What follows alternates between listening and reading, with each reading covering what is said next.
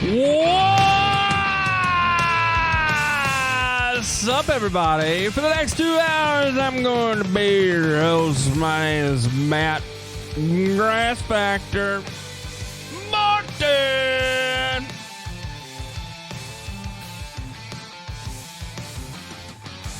How's everybody doing today? It's Monday. We all know what that means. That means it's time for Pick the Doc's Brain.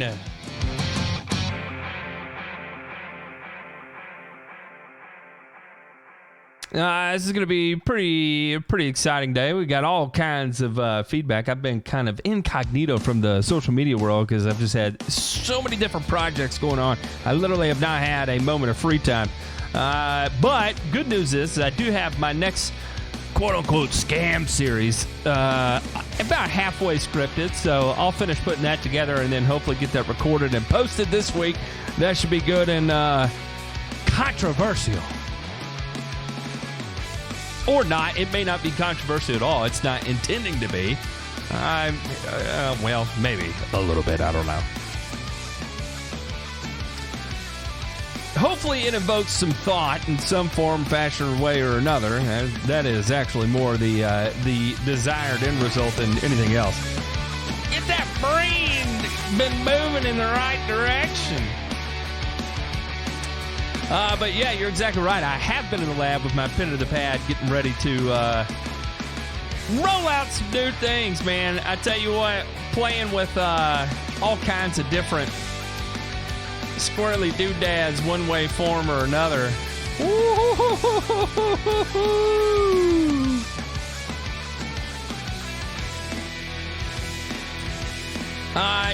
Sometimes it's one of those things where you get how do I say this? You know what I mean? You get a little wild hair up your arse, and you just got to run with it. And so that's exactly what I've been doing, man. And that was what prompted the whole trip to Kentucky on Friday, and today. Hustling around, finding all kinds of specialty manufacturers in a pinch, local to right here in Knoxville, Tennessee, to get this put together. And wow! I am fired up!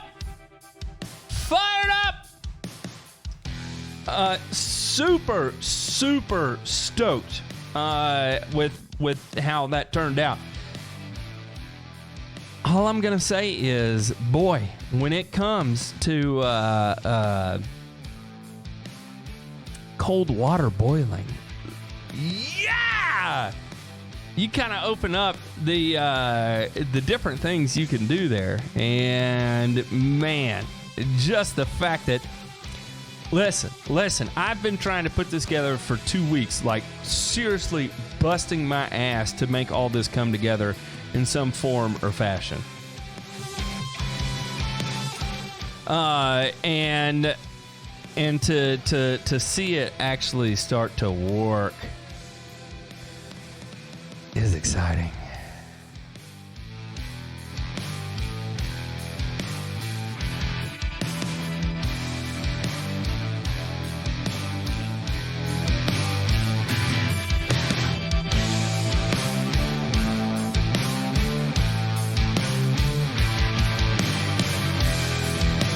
Well, I do not know what's going on. The powers that be over at the Google sphere obviously have some sort of problem with what I'm doing, because I keep trying to put up this real quick video here, and every time I put it up, it ends up getting pulled down. I mean, almost. Let me retitle this. Loosey Goosey. How about that? I mean, that should be, right? Some sort of easy, non-controversial, life is okay kind of deal, right? Oh, here, let me do this. Yeah.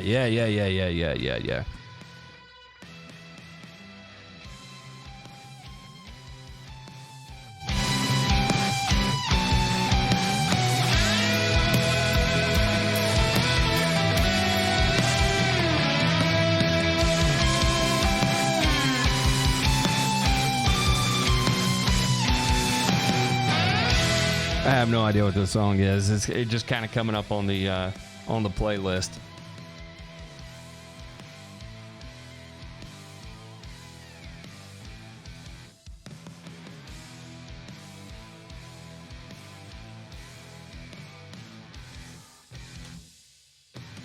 So today is Monday. That means we're going to have a beautiful session of Pick the Doc's Brain. This is going to be a good time. I've got quite a few questions that have begun to accumulate, so I figured we'd kind of get into those. And I'm seeing some new ones actually come in too.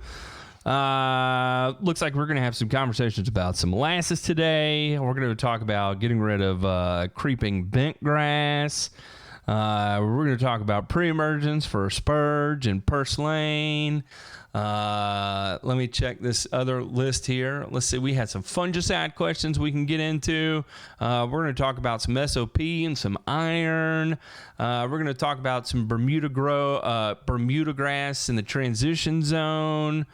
Boy, I mean, we're going to kind of cover the gamut here, and also where we were talking about simazine and poa annua, we got some questions here about that. So it's going to be kind of an action-packed episode today. It looks like I've still got stuff coming in. So, and if you have a question, if there's something you would like to submit in this form or fashion, you can send me an email at thegrassfactor@gmail.com, and we'll talk about it today right here on air. And people are commenting on the video there, and I will tell you, even though that was dark liquid in there, that was not a humic product. Totally different vein of materials working with there. It's kind of organically derived, I will say that, but very far away from humic acid. And in fact, where the direction that piece is actually going to go is not going to be soil amendment related. And there's also going to be some manipulation of things that are going to take place there to make all kinds of different stuff. And I'm just so freaking excited about it.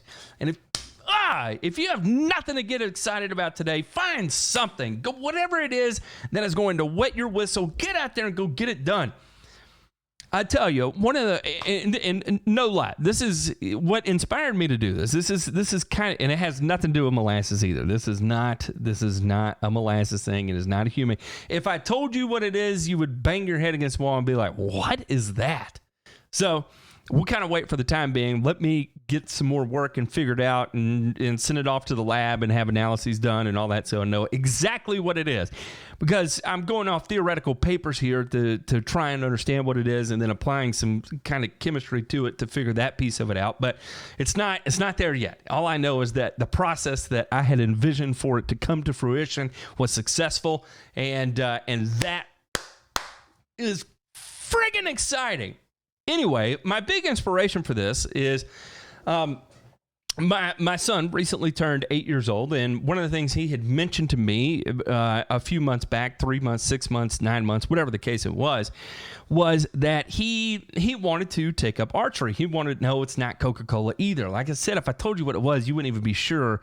It would mean nothing to you. You would have no idea. It's not something you would normally encounter in everyday life. So he wanted to take up archery, and so for his birthday, my mom and dad, his grandparents, myself, and my wife's mom and dad, we came together and we got my son a bow and arrow, like a youth compound archery bow, right? Oh, no, it wasn't like it was just out of control expensive, but I figured I wanted to at least give him the opportunity to see whether or not he liked it. And I have to say, my son has taken to it just unbelievably well. And he doesn't have the arm strength to be to pull it down, so I had to reduce the poundage on the compound bow.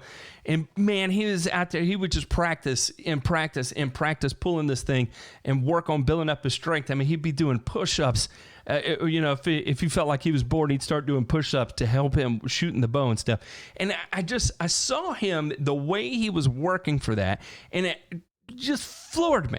It absolutely floored me. And I'm like, here I've got an 8-year-old that is willing to do whatever it takes to take up this thing that he wants to do.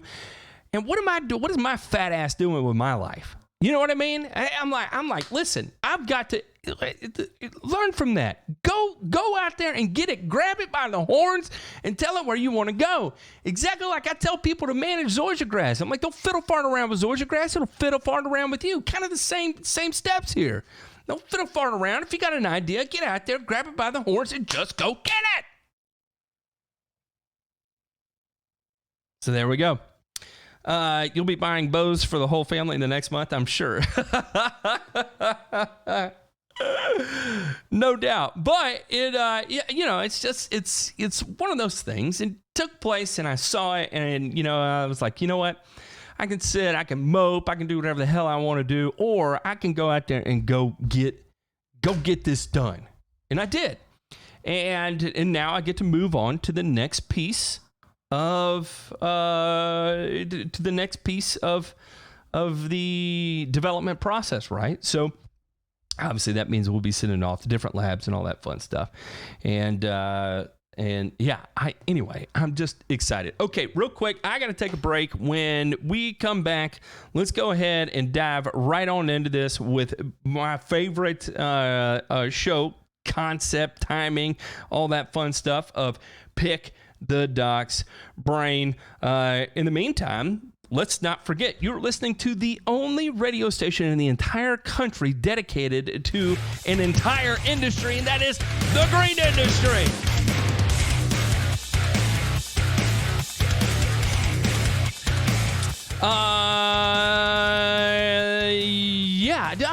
I'll have some announcements coming up later in the show, but for right now, let's go ahead. Let's cut off the break. Let's go get that money for the station so we can keep doing what it is we love to do. That's right here. Teach and be good advocates for the green industry. You listen to Turfs Up Radio, your industry, your station.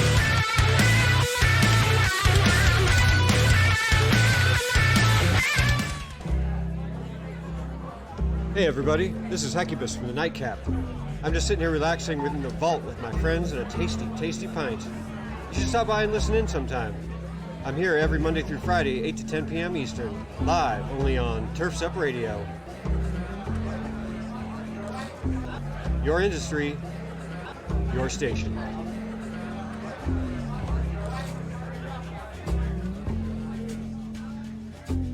Every Wednesday night. Uh-oh, guess what day it is? Hump Night with The Duck. 7 Pacific, 10 Eastern. Only on Turfs Up Radio. Hump day? Do we have to put up with this? The Rock! The hot place! You're not the top. Did I say something wrong? The Duck. On Turfs Up Radio. Turfs Up Radio. Your industry, your station. Are you a military family with a spouse on deployment away from home? Did you know that nonprofit Project Evergreen has thousands of volunteers across the country ready to help military families with lawn, landscape, and snow removal services? We call it Green Care and Snow Care for troops. If you are a military family and would like to receive this free service, or if you'd like to volunteer to help, visit projectevergreen.org. Project Evergreen, creating a greener, healthier, cooler Earth, 1 yard at a time. Hey, landscape pros, are you tired of digging through rocks and roots and breaking shovels in the process? Then it's time you checked out the Geo Ripper 616. It's a landscaper's dream with the Makita 6 Series 2-cycle engine producing over 4 horsepower of raw performance. The 616 digs deep in up to 16 inches of the toughest soils. Lighting, landscape, and irrigation contractors already love this improved lightweight trencher with its ability to get in and get out faster, easier, and with less ground disturbance. And you will too. This redesigned Geo Ripper 616 comes with 2 heavy-duty digging chains and a whole mess of helpful extras. To learn more about the Geo Ripper and how it can help you out in the field, visit georipper.com today.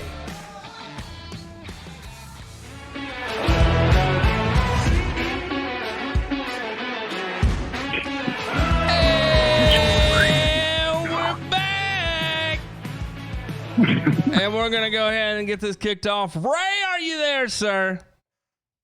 I am here. I'm here. Welcome What's aboard happening? the Soul Train. We are glad you're here and you tuned in with us today. As always, for everybody listening along at home, we have Ray, the Green Doc of Hawaii, on the air today to give us unbiased, unopinionated, just flat out facts for things we can do, interpret, and take as lessons and apply them in the green industry. Sir, did you have a good weekend? I believe I did. I mean, well, what if I told you I did something mildly crazy last week? Wouldn't shock me. What'd you do? Okay. I actually accepted delivery on a Geo Ripper. Hey! Hey, landscape bro. There, yep, Geo Ripper that we talk about here. One of our prime advertisers at Turfs Up Radio. So I gotta ask, first impressions, and what do you expect to do with your Geo Ripper? Well, right now I am in the midst of basically a total irrigation system redo for somebody. I mean, he's got like this, lawn that he wants to be a showpiece, but I'm afraid that whoever installed the irrigation system, they might as well have been a chimpanzee.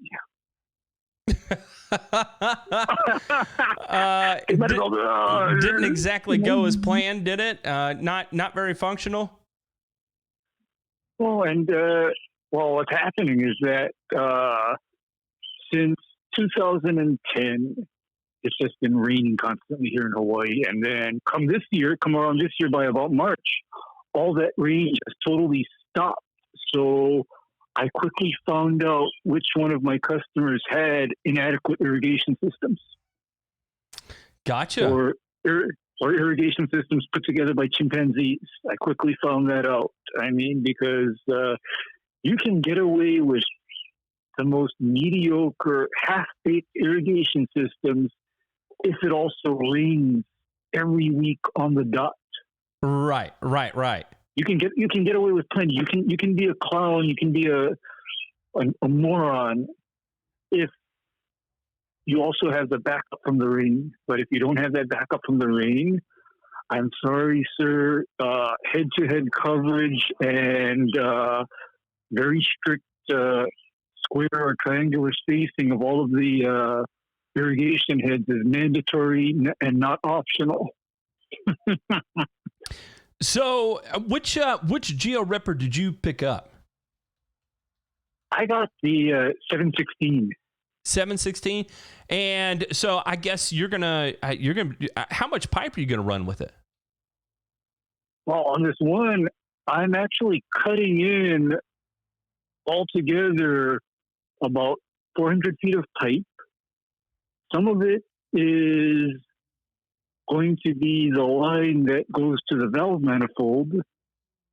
And of course, so altogether, I'm going to be doing like about maybe 250, 300 feet of trenching altogether. And this is in a space where I cannot get one of those trenchers on a skid loader attachment kind of a deal in. I can't get that in that space. It just can't be done. So, are you going to be dealing with any plant roots? Actually, I tried it out last week and it sliced through palm tree roots like they weren't there. Oh, no kidding. Yeah. In fact, it just sliced palm tree roots like, no big deal. And I was kind of dreading, putting in a trench in this one section because the guy has like a row of, Christmas Island palms right along, one part of his yard. And I'm thinking, oh God, I don't want to have to dig pipe in over there because that's going to be torture. But then stick the Geo Ripper in, 12-inch deep trench done. That's pretty awesome. And I'm looking here on the website. The 716 is a 4-stroke motor. And I know you being in Hawaii have to be more cognizant of when to use 4-stroke more so than other people. So, pretty cool little gig there you got going on. Yeah. And, of course, this is all planning because I have, another guy that decided to, I guess, add structures and features to his lawn and landscape, and I basically now have to run a bypass because what he did was he put a little garden shed with a concrete slab right over one of his existing irrigation lines. Boy. No, and the thing is that it's not causing any problems now. It's just that the two of us looked at each other and we agreed that we shouldn't have water lines underneath a concrete slab like that. Not for the irrigation system anyway. Yeah. I feel so for you. I'm going to have to do a little bit of a bypass. Just a little one. Well, 20 or 30 feet. I mean, no big deal. Yeah, that's not the end of the world. It's better than, half a mile or something like that. Yeah. Because, but in any case, enough about my life. Because what if I told you that I know I was trying it out last week and no problems, and it was just like slicing through the dirt with a saw. That's pretty exciting, and I will probably have a conversation with one of the Geo Ripper guys coming up soon, and I'll be excited to tell him about Ray in Hawaii tearing it down. Not burning it down, but tearing it down with his Geo Ripper. Tearing it down, because this just, opens a lot of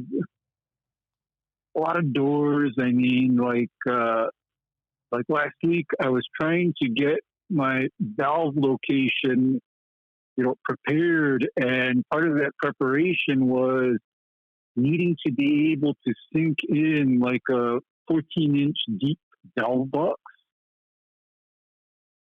And what I basically did is I squared that area off and then proceeded to use the tool to excavate down all of that soil. And that was like, what is that? These valve boxes that I use are like, 14 inches deep by about 13 inches wide, and 16 or 18 inches, long.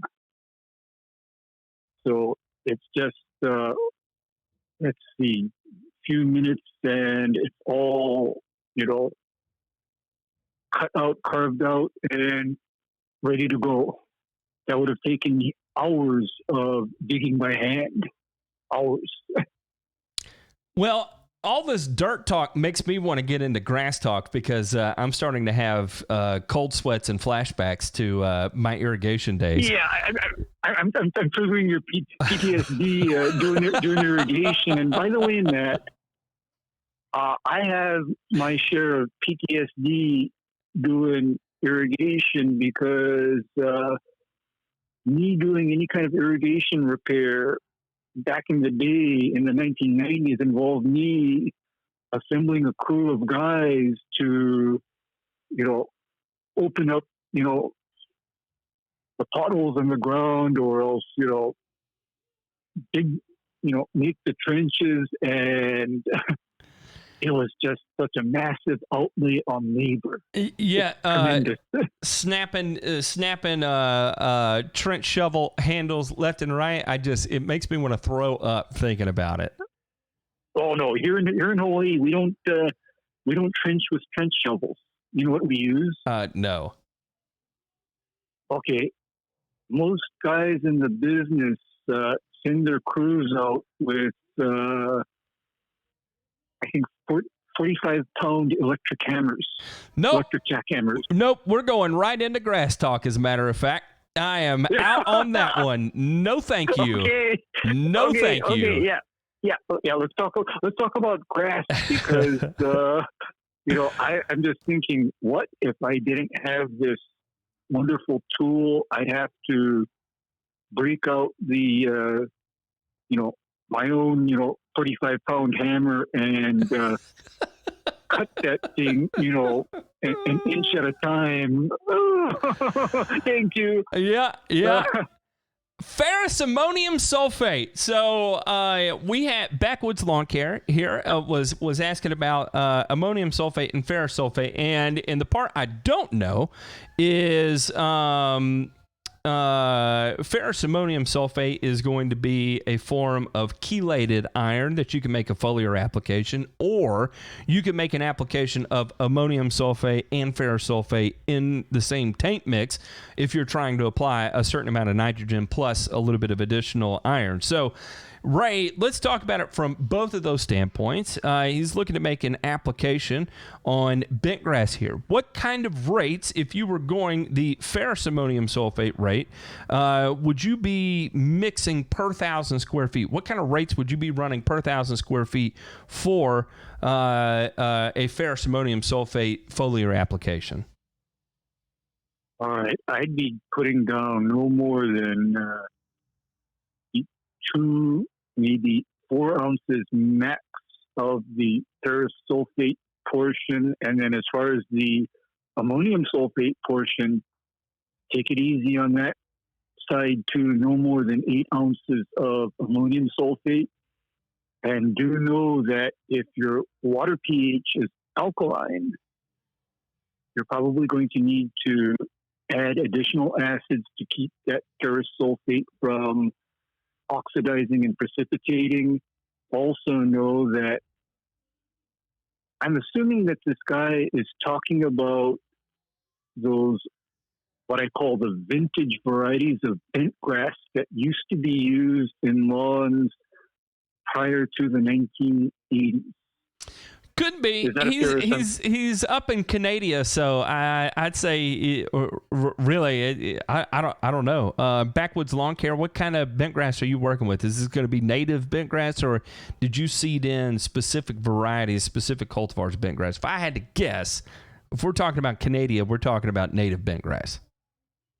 Yeah, and that and the reason why I'm asking that is because OSU turfman Ryan, he alerted me to the fact that there's a big difference in the agronomic requirements of the vintage varieties of bentgrass versus the newer ultra dwarf varieties that are used on the Gulf greens today, in the way that the new varieties were specifically designed to perform best at minimal inputs. So in other words, he's using specifically Pencross. Pencross. Oh, okay. Pencross is, I'm going to call that kind of the vintage variety that's been around since the 1970s. That's another vintage variety. Yeah, no, it's I would put it on par with L93. Actually, better than L93, but you know. Yeah, it's a old vintage school. variety. Tried and true. Yeah, old school.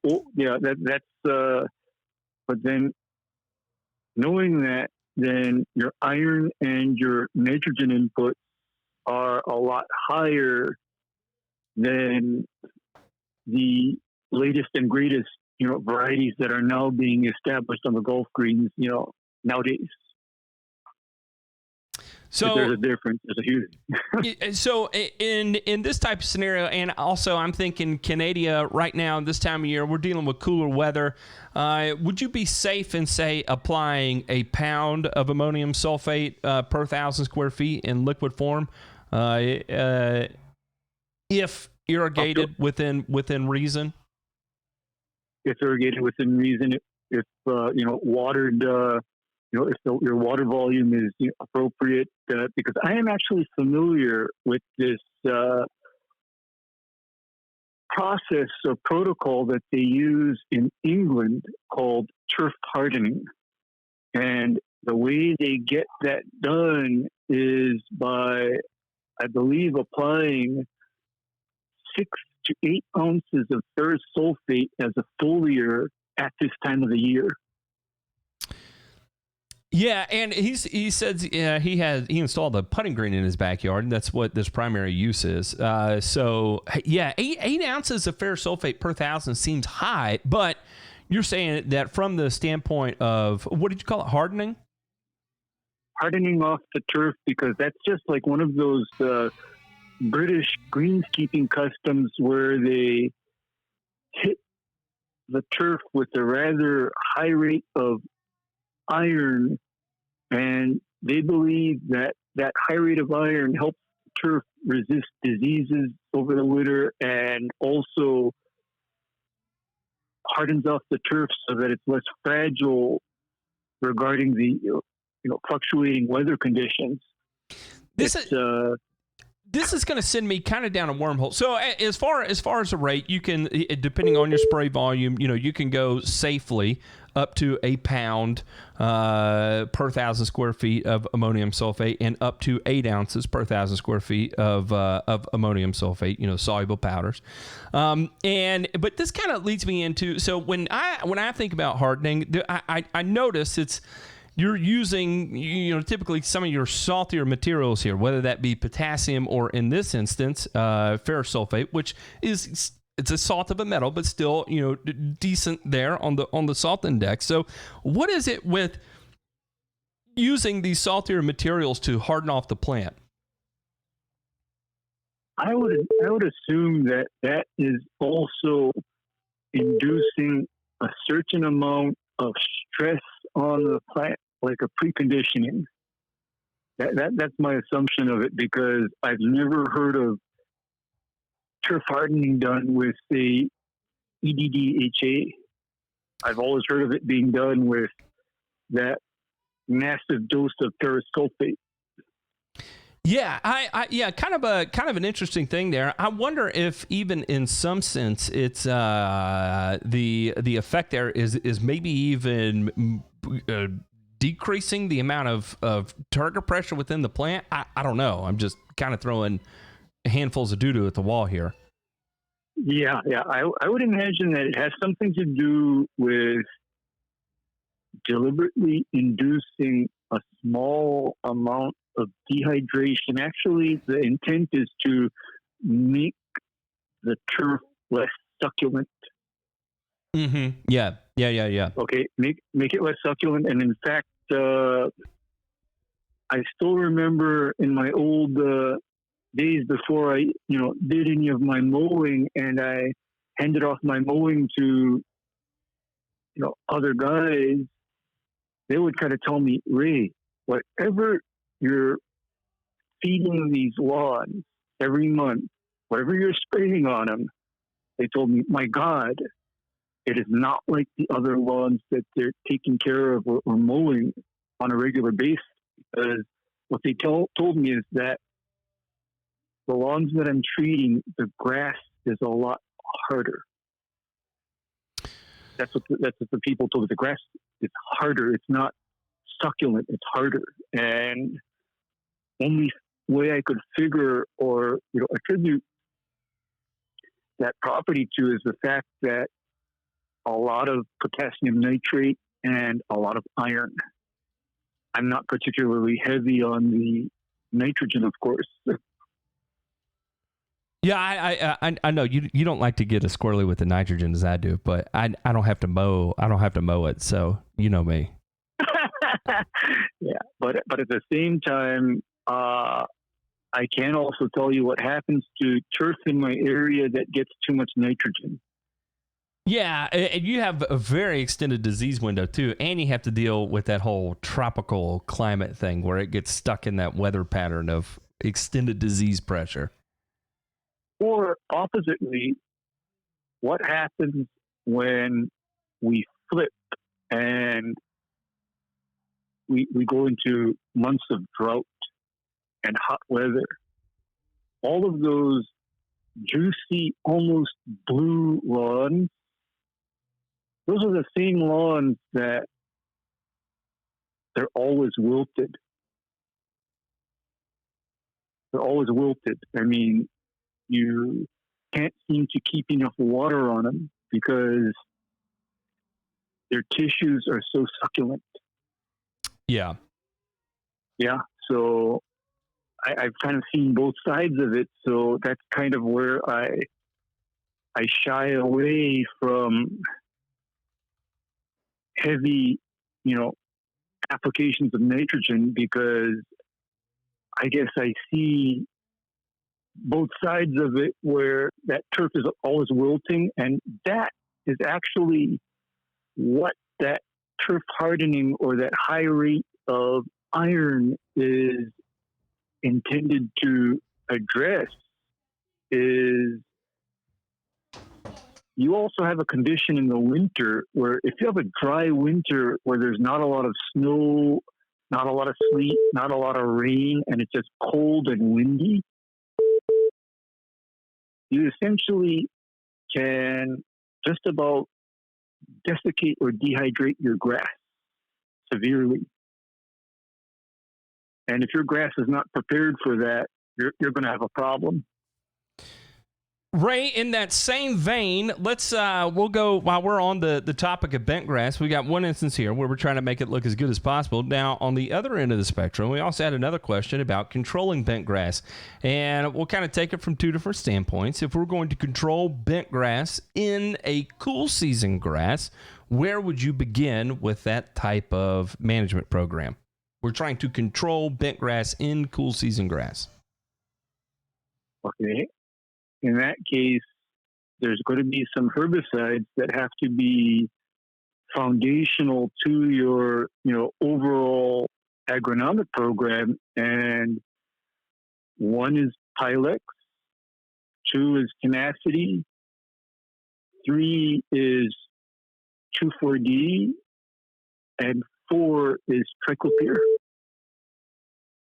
Because you'll note that all of those products either are explicitly labeled for use to damage and suppress bentgrass, or else in the case of the last two, the 2,4-D and the Triclopyr, those products basically have a big fat warning on the label: do not apply to bentgrass because injury will occur.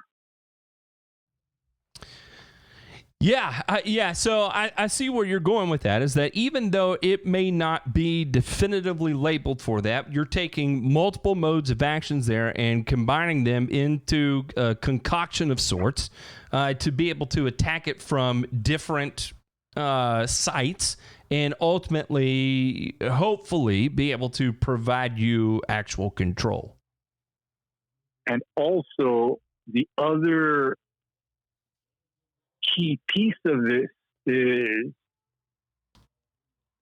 if in fact you're dealing with one of those vintage bent grasses, other thing I'd tell you is think about how much nitrogen and overall fertilizer you're applying to that turf.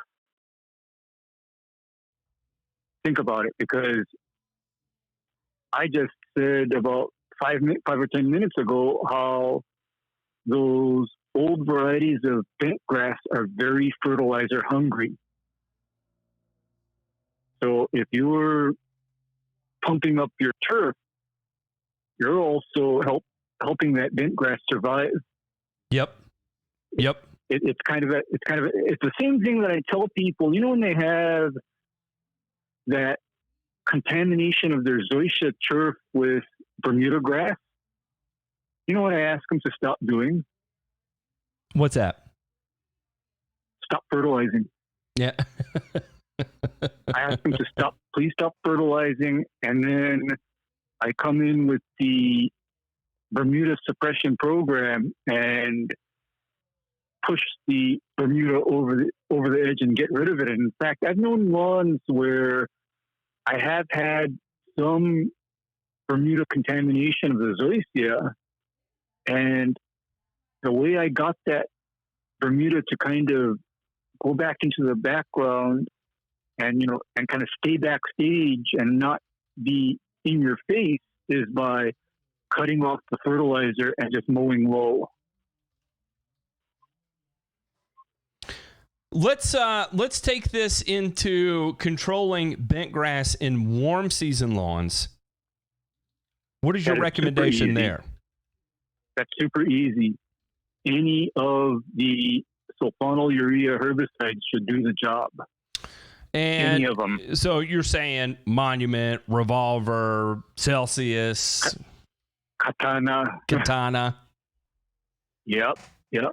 One of those should do the deed. Or if you want to be even more hardcore, I'd even be looking at using something like that new combination that came out that called Coastal that incorporates prodiamine, simazine, and imezaquin.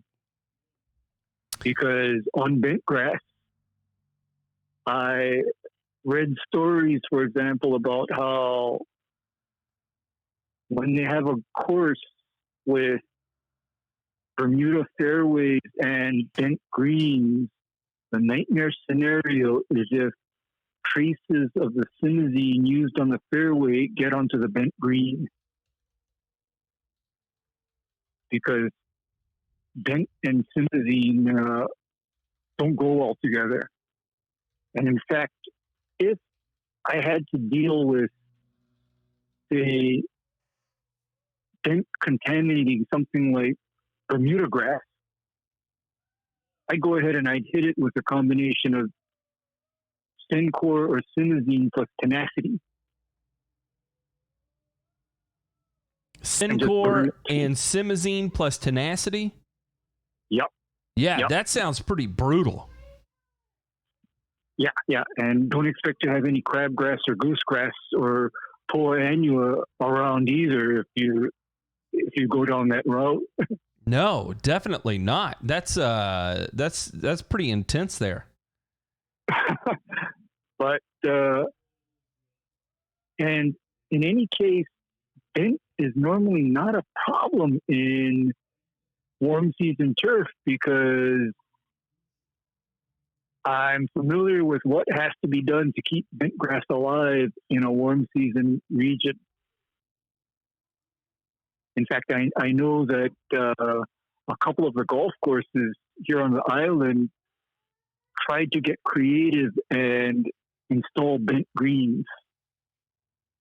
And they ended up giving them up within 1 or 2 years because they couldn't keep them alive.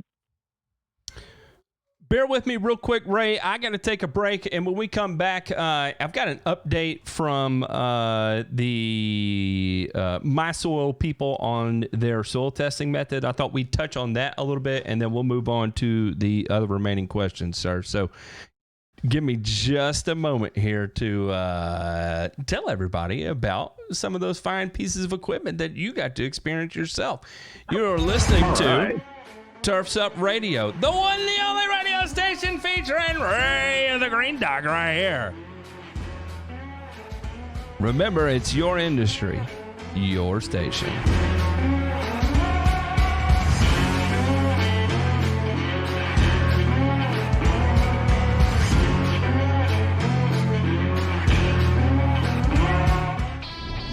Hey, landscape pros, are you tired of digging through rocks and roots and breaking shovels in the process? Then it's time you checked out the GeoRipper 616. It's a landscaper's dream with the Makita 6 Series 2-cycle engine producing over 4 horsepower of raw performance. The 616 digs deep in up to 16 inches of the toughest soils. Lighting, landscape, and irrigation contractors already love this improved lightweight trencher with its ability to get in and get out faster, easier, and with less ground disturbance. And you will too. This redesigned GeoRipper 616 comes with 2 heavy-duty digging chains and a whole mess of helpful extras. To learn more about the GeoRipper and how it can help you out in the field, visit georipper.com today. Are you a military family with a spouse on deployment away from home? Did you know that nonprofit Project Evergreen has thousands of volunteers across the country ready to help military families with lawn, landscape, and snow removal services? We call it Green Care and Snow Care for troops. If you are a military family and would like to receive this free service, or if you'd like to volunteer to help, visit projectevergreen.org. Project Evergreen, creating a greener, healthier, cooler Earth, 1 yard at a time. Playing the best music. Hands down and dirty. Turfs Up Radio. Turfs Up Radio. Turfs Up Radio. Turfs Up Radio. Turfs Up Radio. Turfs Up Radio.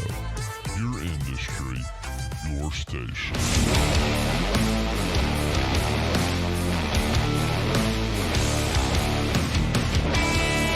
Yeah, we're back. Ray, okay, so had an update from one of the listeners last week, Mr. Kandata, actually wrote in to the MySoil people and said, I just thought I would share the explanation I got from MySoil that uses an ion exchange method. And this was the response asking about why their optimal range for phosphorus is so much different than the MLSN. They said, thanks for the inquiry here. The numbers are all in parts per million on our report. Because we use the ion exchange method with a different extraction, our ranges will be different than the method you see in MLSN because they use a Malic 3 extraction. In simple, the Malic 3 extraction is telling you what nutrients are extractable from your soil with other chemicals, but it doesn't mean those extracted nutrients are in a form and amounts available for plants to take up.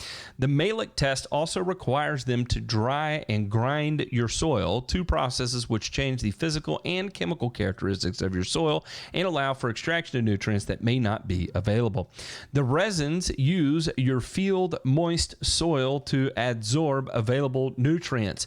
There are other conventional extractions such as ammonium acetate, bray, weak bray, and others that will have different ranges for nutrients as well.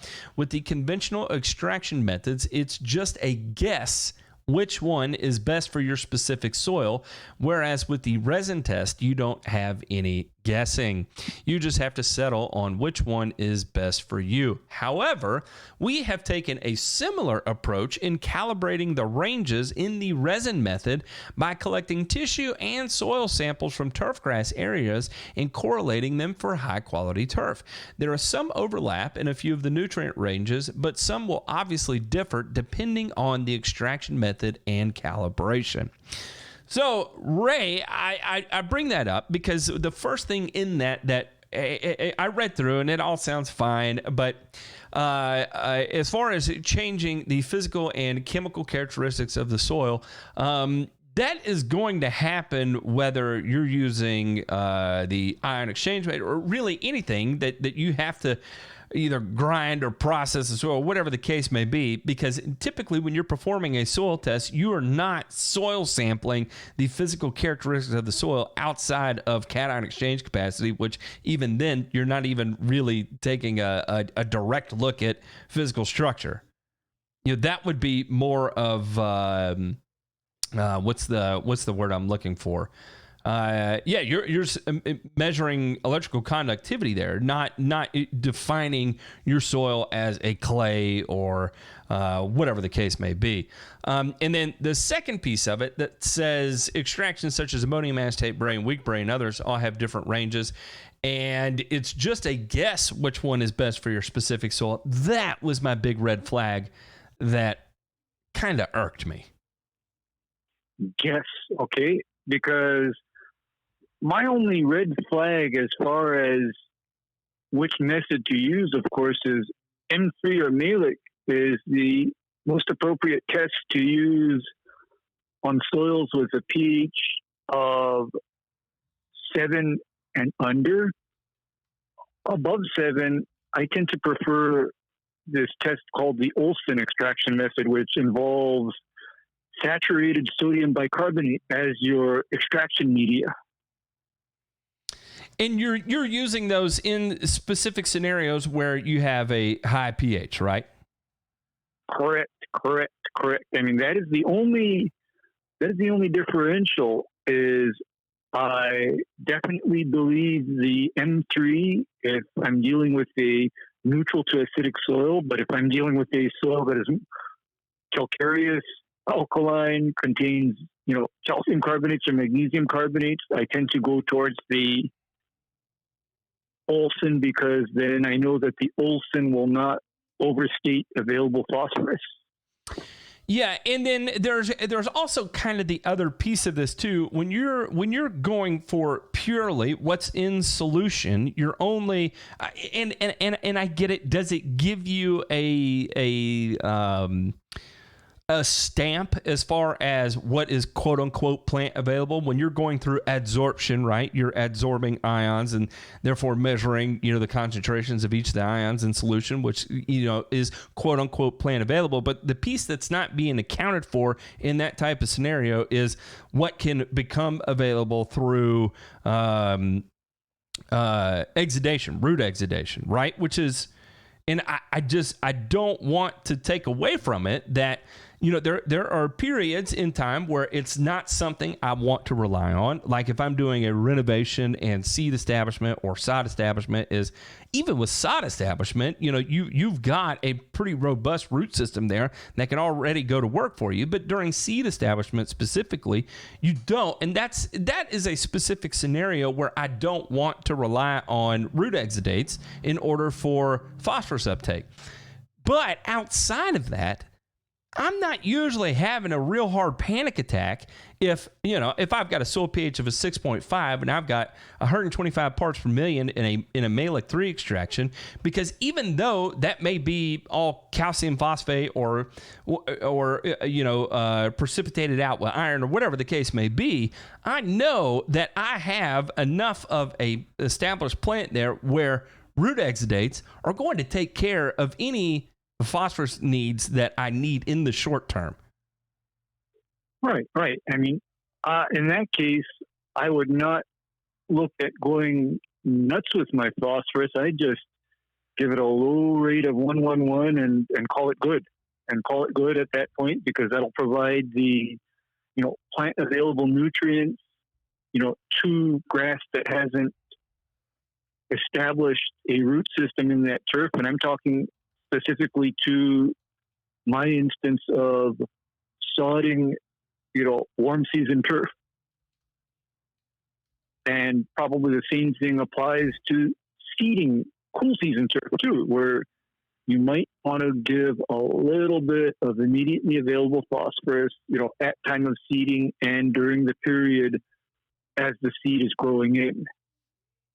But there is one more little piece that I keep on going back to when we're talking about water-based ion exchange, soil assay methods, and that is, we talked about how soil saturated with water goes through various chemical reactions when you have that soil saturated with water and stored that way for longer than 24 hours. And that is due to anaerobic conditions?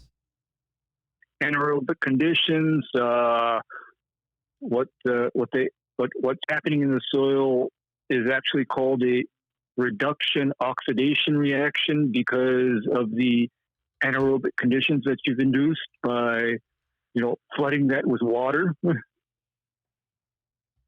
So, in other words, it all goes back to what I said earlier about how it is an unnatural condition, as far as I'm concerned, to have soil that is flooded past field capacity with water and kept that way for a prolonged period, because I'm going to guess that that bottle that they give you that you're supposed to put your soil in with that ion exchange capsule or piece,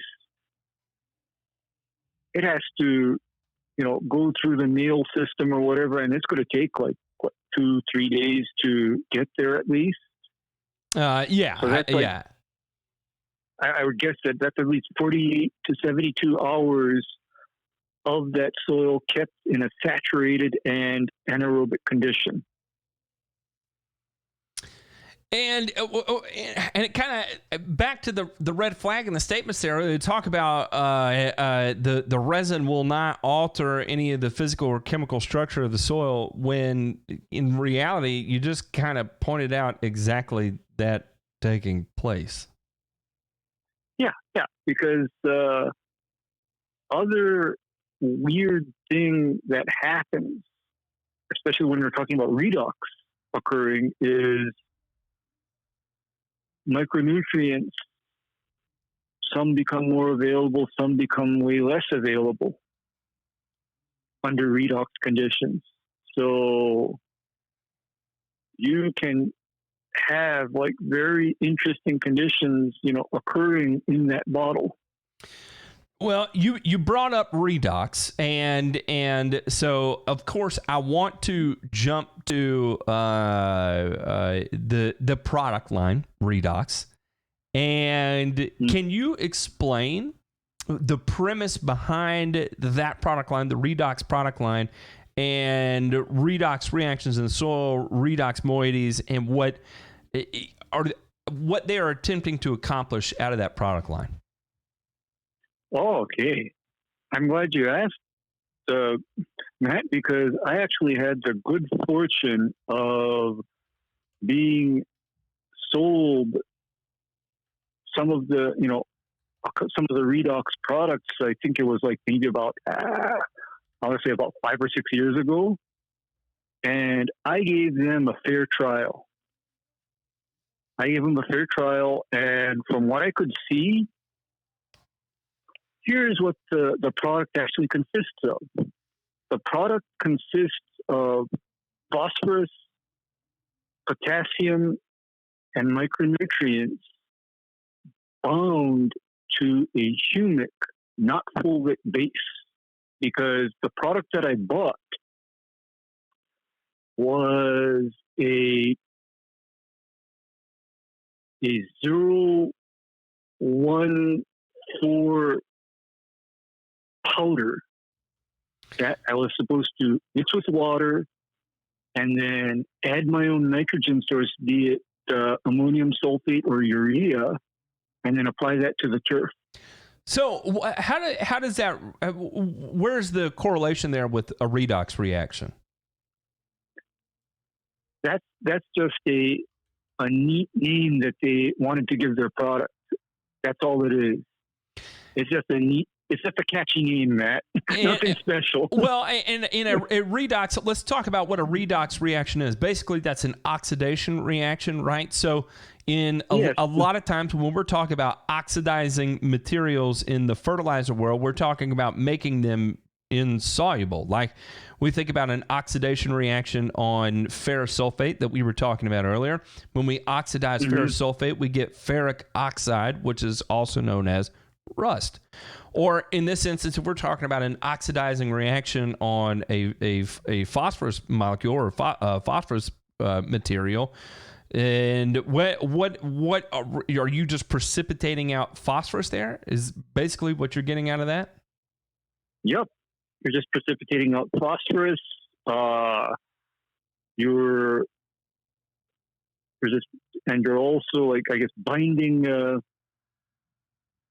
potassium to that humic as well. So, but here's where it gets rather interesting. Knowing what I know now, it does not make sense to bind phosphorus to humic at all. It never makes sense to do that, does it? In some of those instances, I really don't see any major issues with it, because in a way, and this is I'm thinking way outside the box here. It is a method of actually no, that where I was going with that is entirely wrong. Yeah, if you're okay with it already being in a precipitated form that is quote unquote plant unavailable, where you're relying on exudation for take up and all that fun stuff, if you're okay with that, then by all means, have at it. But if that's not what you're going for, then it doesn't really make sense to me. It doesn't. And in fact, the reason why I think I gave it up and said no more is because that was not a helpful product for me to apply in the case of dealing with actual nutritional issues or deficiencies. Yeah. I could see that working in the case of the turf being, agronomically supplied, and this is just a supplement that you apply on top of that to just maintain good conditions. Yeah, in all fairness, I think that is exactly what you're saying there. In terms of correcting deficiencies, is probably not a good approach to take. But if you, as far as a maintenance approach, where you're good and you're just looking to maintain levels and keep going what you've got going, that it fairly could fit into the program in that scenario. Yeah, that could fit. However, I then took issue with how this whole product line was even sold to me. You see, they claimed that by binding it to the humic, I would not need as high a rate of material as conventional products.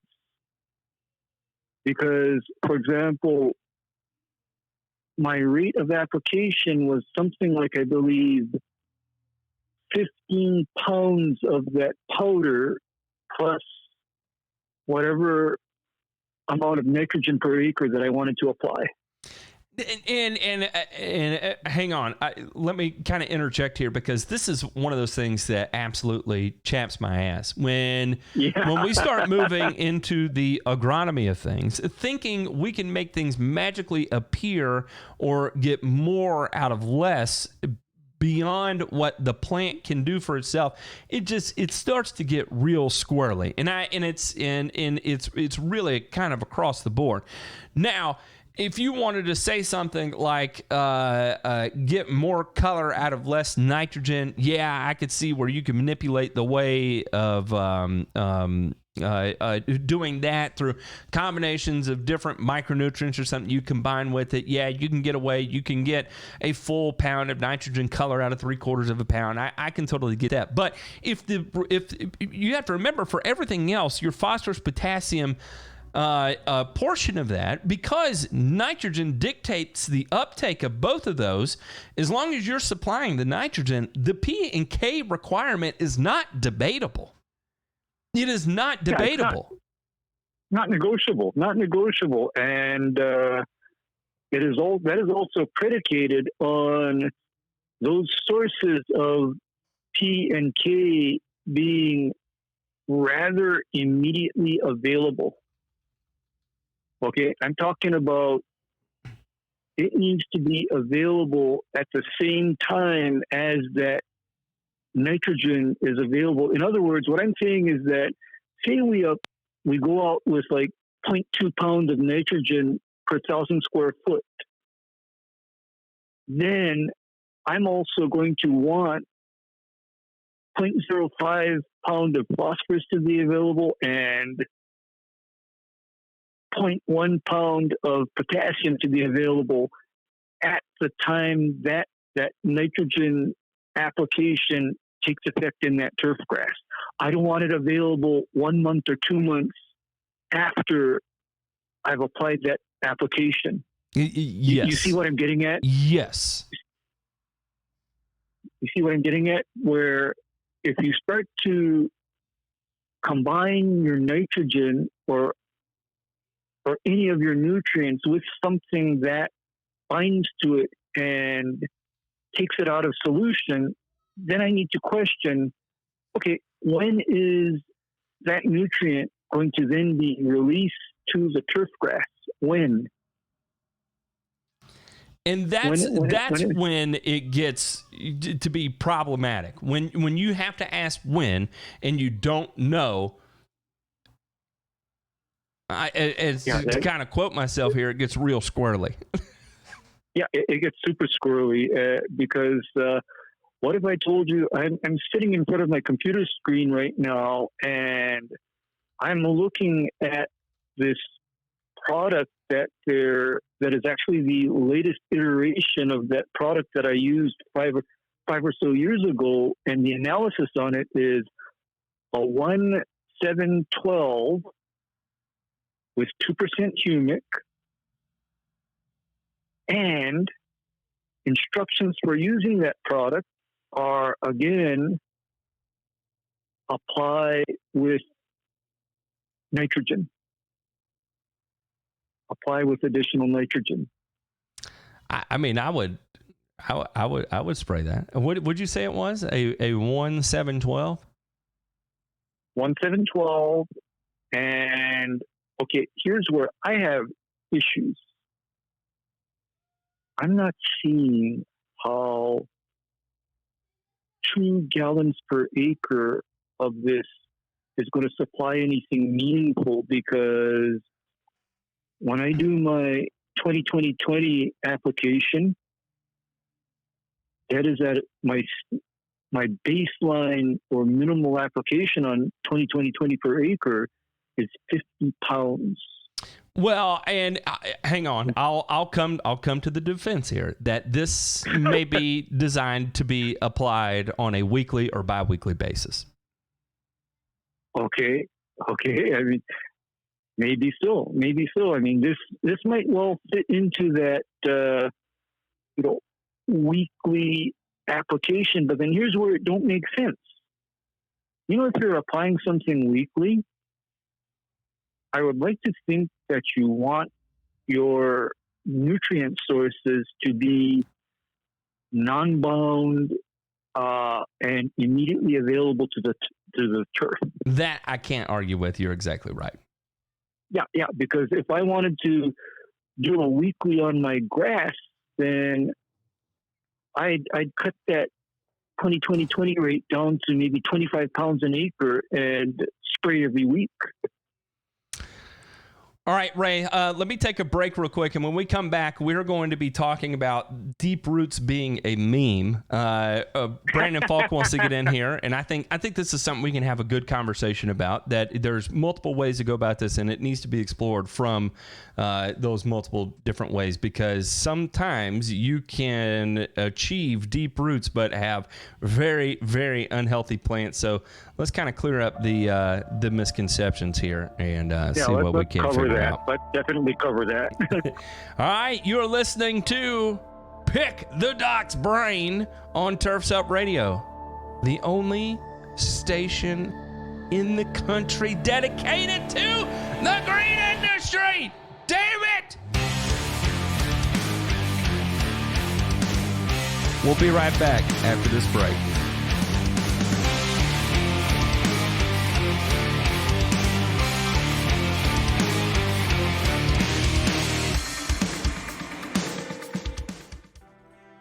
Hey everybody, it's Brooke Ford, host of The Green Veteran here on Turf's Up Radio. Be sure to check me out every Saturday morning at 11 a.m. Eastern. You're going to hear some great one-on-one interviews with green industry professionals. We're going to talk about best business practices, highlight innovative products, and also provide some insight into some new emerging technologies in the field. That's The Green Veteran, airing each Saturday at 11 a.m. Eastern. And remember, Turf's Up Radio, your industry, your station. Playing the best music. Hands down and dirty. Turf's Up Radio. Turf's Up Radio. Turf's Up Radio. Turf's Up Radio. Turf's Up Radio. Turf's Up Radio. Your industry, your station. Hey Green Industry Pros, Turf's Up Radio is celebrating what a great first year we had and wants to give you $100 just for being involved. That's right, all you have to do is visit turfsupradio.com/shout out for 100 and follow a few easy steps. When you hear your name live on the radio, we're going to send you a crisp $100 bill. So be sure to visit turfsupradio.com/shout out for 100 to claim your cash. And remember, Turf's Up Radio, your industry, your station. Are you a military family with a spouse on deployment away from home? Did you know that nonprofit Project Evergreen has thousands of volunteers across the country ready to help military families with lawn, landscape, and snow removal services? We call it green care and snow care for troops. If you are a military family and would like to receive this free service, or if you'd like to volunteer to help, visit projectevergreen.org. Project Evergreen, creating a greener, healthier, cooler Earth, 1 yard at a time.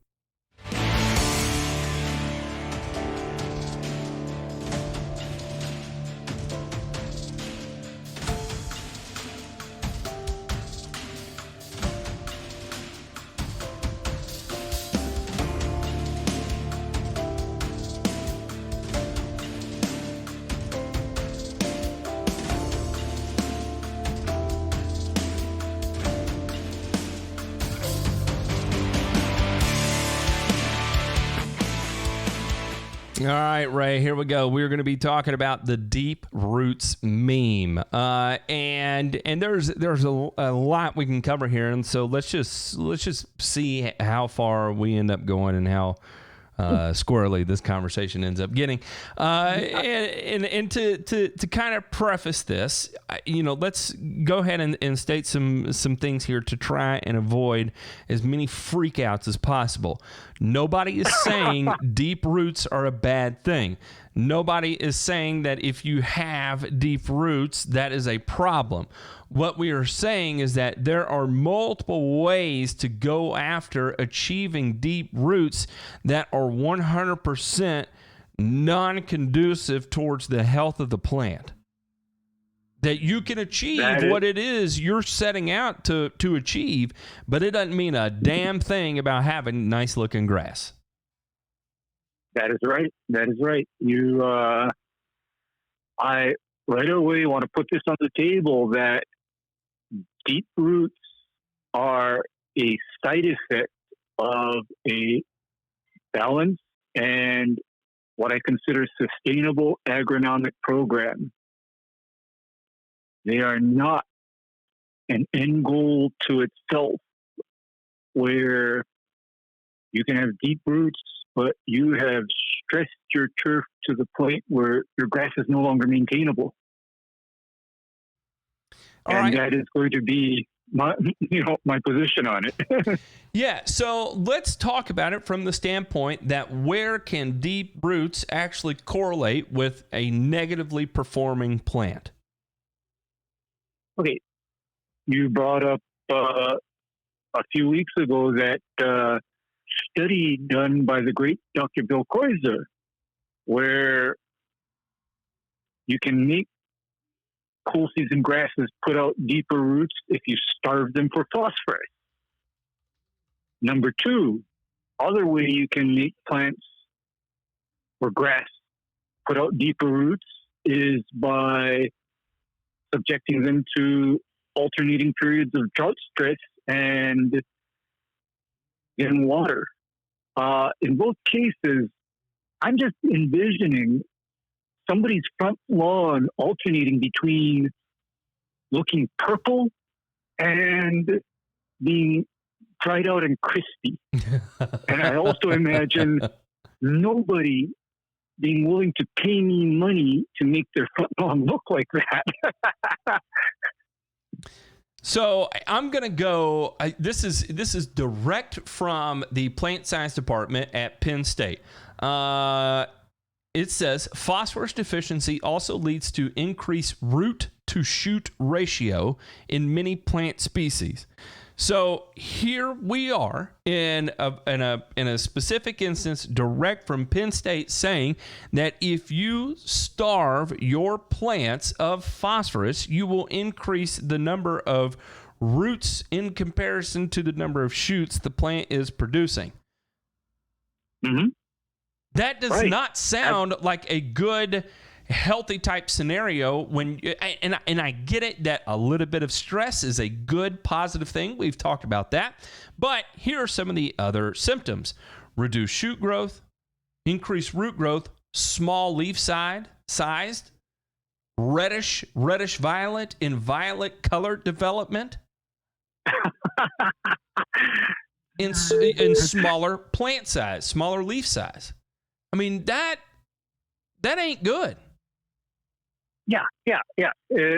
And what I'm also going to inject into this conversation is another known effect of an agronomic program, by the way, is that, did you know, Matt, in at least cool season grasses, the more you push top growth and green, the less root development you get?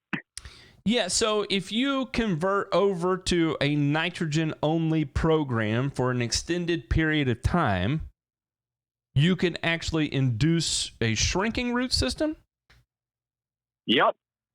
And this is all, I guess, the content of my rant, where I am not chasing anything other than healthy, attractive turf that is stable and maintainable in the long term. That's all I'm looking for. I'm not trying to make grass, have deeper roots or be almost blue. I don't want to do it because, okay, here's the analogy. We all go back to the bodybuilders. And you know what? In a lot of cases, do you know what those guys look like once they get off the growth hormones, the steroids, the extreme diets, and the daily workouts? Do you know what all those guys look like? Yeah, when they get off all that, they look a lot like me. Yeah, exactly. And I don't call that maintainable versus you go look at these guys that they take care of themselves, they don't do anything extreme, and they look almost like how they looked when they were in their 40s and 50s. They look like that in their 60s and 70s. That I think I'm trying to get that in turf grass too, where the look and the performance is maintainable over the long run. Exactly. And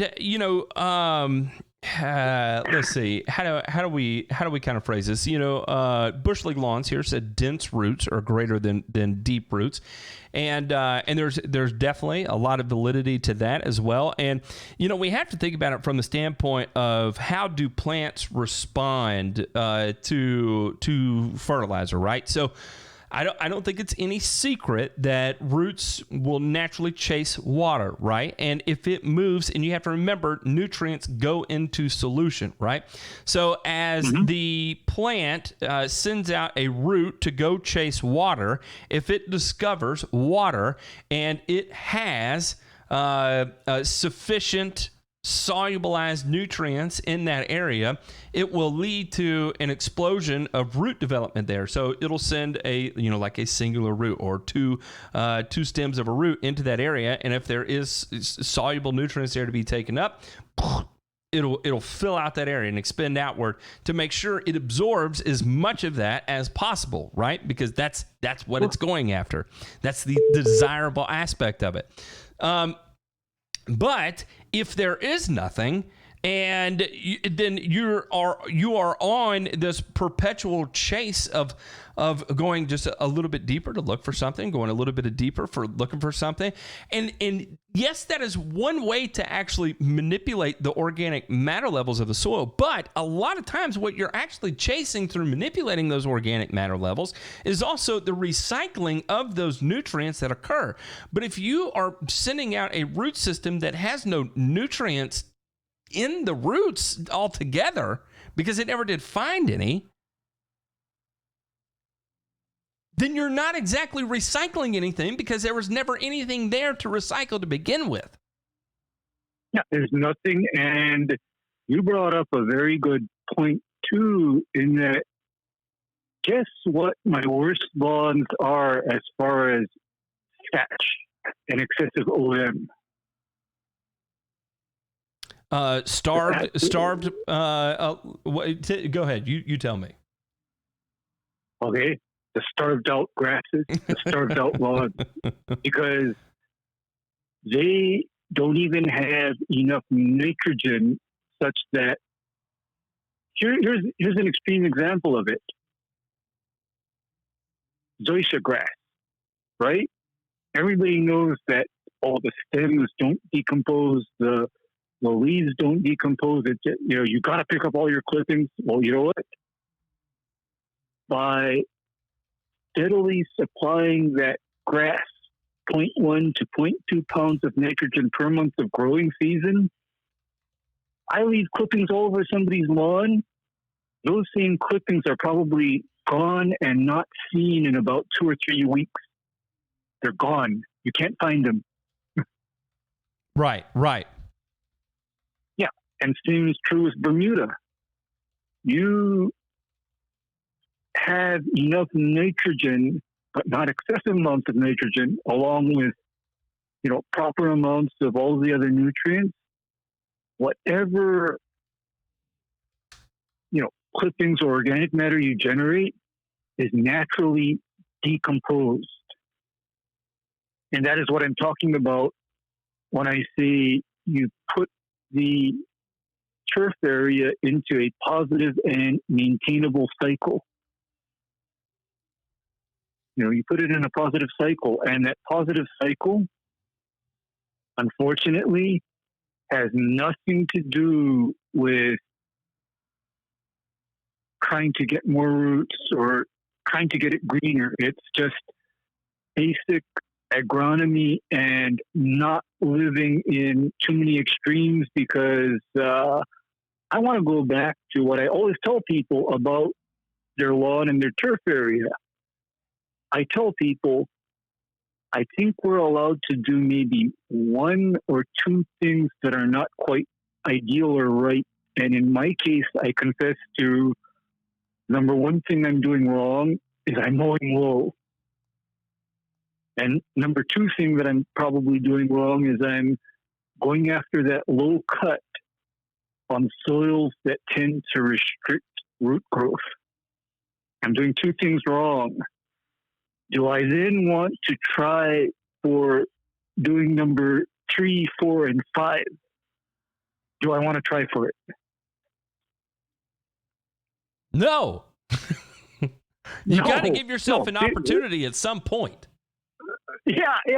Because what I tell people, it's all about, okay, I'm on strike 1, I'm on strike 2.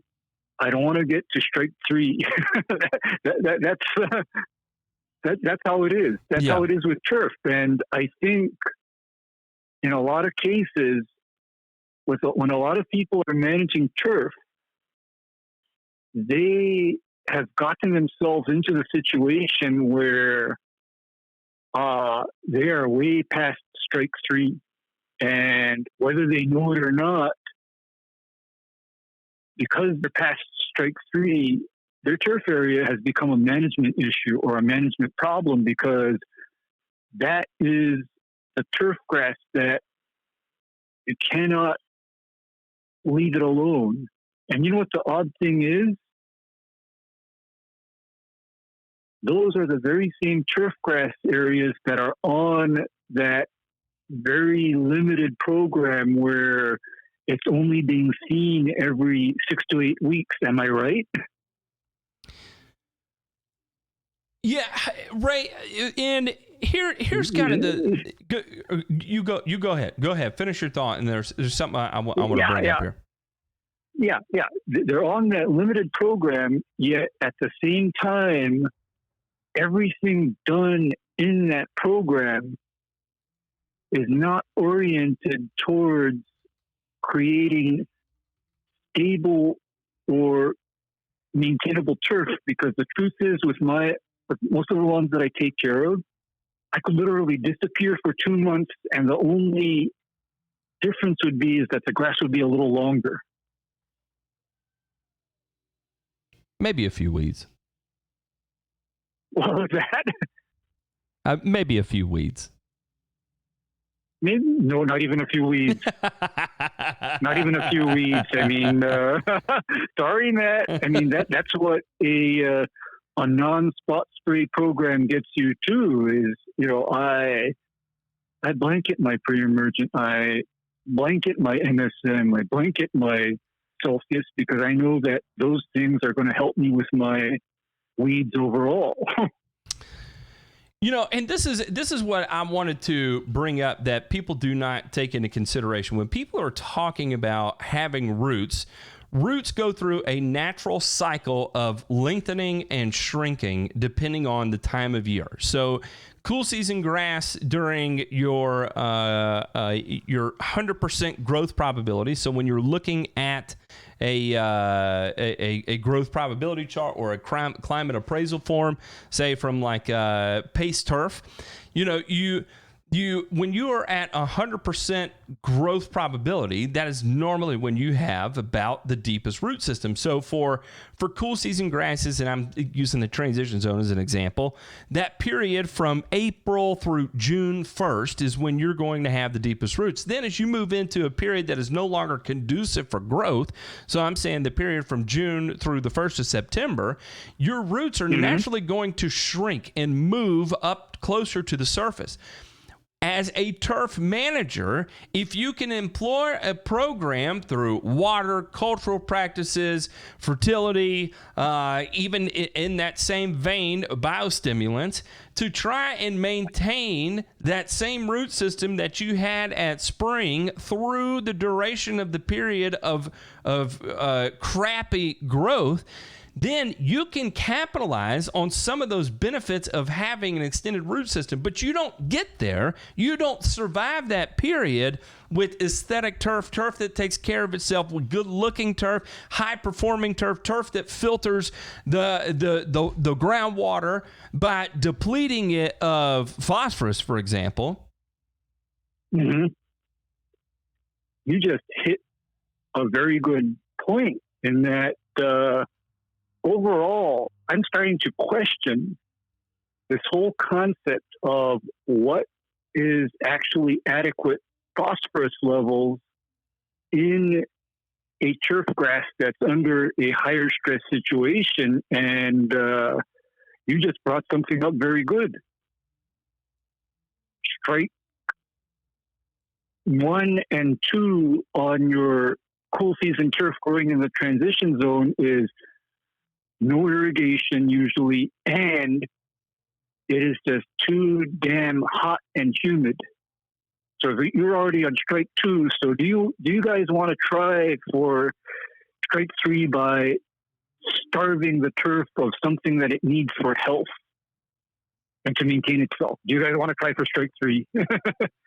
Yeah, no, because then you end up in a bad situation. So, and the whole thing is that when you hear people chasing roots, you have to understand what exactly is meant by that. The whole premise behind it in that scenario is to try and maintain root density through fertility, through cultural practices, through adequate watering or water manipulation, whatever the case may be, to keep things as optimal as possible. That is why you're trying to develop a root system through a period of time when naturally you would slough the overwhelming majority of your root system. And there's tools out there, and these tools we hear about, those are the scenarios in which you use them. Now, let's be real about the situation. The reality of the situation is that just because you're chasing deep roots through those scenarios doesn't mean you're going about it the right way. It's not something as simple as reaching and grabbing a product and going and spraying it and calling it good. There has to be all facets in place. Otherwise, you're going to hit your 3 strikes and you're out, right? So those are just another tool in the toolbox to reach in, pull out, and use as part of a comprehensive plan to tackle a shrinking root system or deal with different environmental stressors you're going to be facing. It is not a replacement to relying on sound fertility. that is exactly how, for example, that Redox product was even sold to me. Was that it was sold to me on the promise that this is the ultimate, absolute best fertilizer, for turf in high stress conditions like golf turf. Yet, how does that work when the amount of nutrient that's being applied is so low, and that nutrient being applied is not available because it's bound to humic? I mean, for example, we're going to go back to that. How does that work when the entire premise is contradicted? And now you've painted me into a corner where I don't know how to defend it at that point. Yeah. It's like I don't know how to defend it either because literally. And I got to tell you about that Redox product too. That was like some interesting stuff to try to get it in solution as well. I would say so. Yeah, and because of that, they discontinued the product being sold in 15-pound bags, and they went all to the product being pre-liquefied in 2.5-gallon jugs or drums or totes. Because I guess they caught too much fire for giving people a product that was just a nightmare to mix. But back to us in that when you're talking about deep roots, that I'm going to ask, at what point does that goal cross the line between function and form? When does that cross the line? Because I think that a lot of the goals in turf grass, they tend to go straight into the form or the look or the goal is the end point without a lot of consideration as to what is going to happen to the function of the turf grass in the pursuit of that goal. What happens?